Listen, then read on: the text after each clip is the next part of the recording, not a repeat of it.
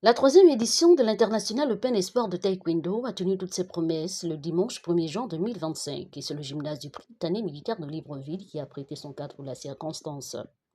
Ce grand rendez-vous sportif a vu la participation des pays frères du Congo et du Tchad.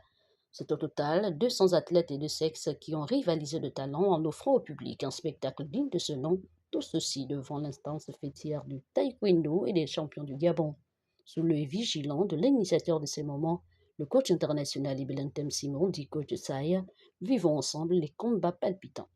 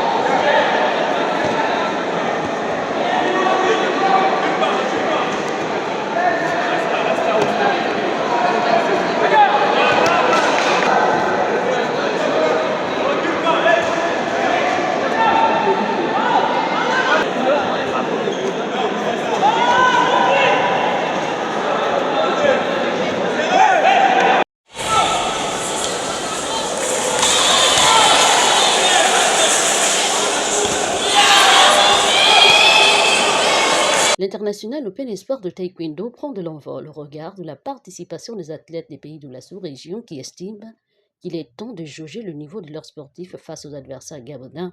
Le coach du Congo ne nous dira pas le contraire. Donc, on est trois athlètes seniors. Dans leur prestation, il y a déjà deux qui ont perdu et il y a un qui reste en course. Le niveau il est bon, l'échange est super. C'est ce qui nous a motivés à venir parce que ça n'est pas international. Nous, on a la dernière technologie qui est le passage technique.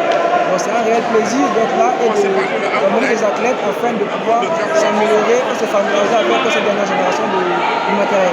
L'accueil est formidable. Jusqu'à maintenant, on a été très bien reçus et les choses venues sur point. En tout cas, c'est vraiment la famille Congo-Gabon. Il n'y a pas de différence. Par ailleurs, plusieurs innovations ont été enregistrées au cours de cette troisième édition, ce qui démontre à suffisance l'intérêt qu'accorde le coach Saï à cet événement à grandeur nature. La particularité par rapport à, on va dire la particularité, c'est les poussées déjà et les juniors qui sont rentrés dans l'événement. Pour les athlètes, il est bon parce que cette fois-ci, on a la participation de quelques pays, de quelques nations, le Tchad, le Congo, et donc ça rehausse un peu le niveau de la compétition, ça donne un peu plus de piment à la compétition. Cependant, un bémol a été observé au niveau du staff arbitral, un état de fait qui trouverait son origine dans la méconnaissance des nouvelles technologies d'arbitrage avec le matériel électronique. Au niveau de l'arbitrage, on a l'impression de faire l'éternel commencement. Ceux qui ont officié l'année dernière, ils connaissaient le circuit, donc on pouvait facilement gérer la chose en ajoutant de nouvelles personnes. Mais cette fois-ci, on a fait à 90%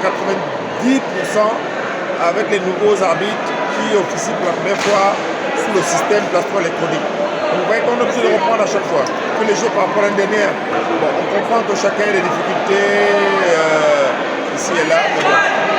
Mais ça va, dans l'ensemble ça va. Avec la fédération, nous sommes tombés d'accord sur des formations d'arbitres. Et on va se mettre en partenariat pour m'appuyer sur ça. Retenons à toute fin utile que tous les aspects sécuritaires et sanitaires ont été réunis pour rendre l'événement plus beau et le rendez-vous a été pris pour la 4e édition.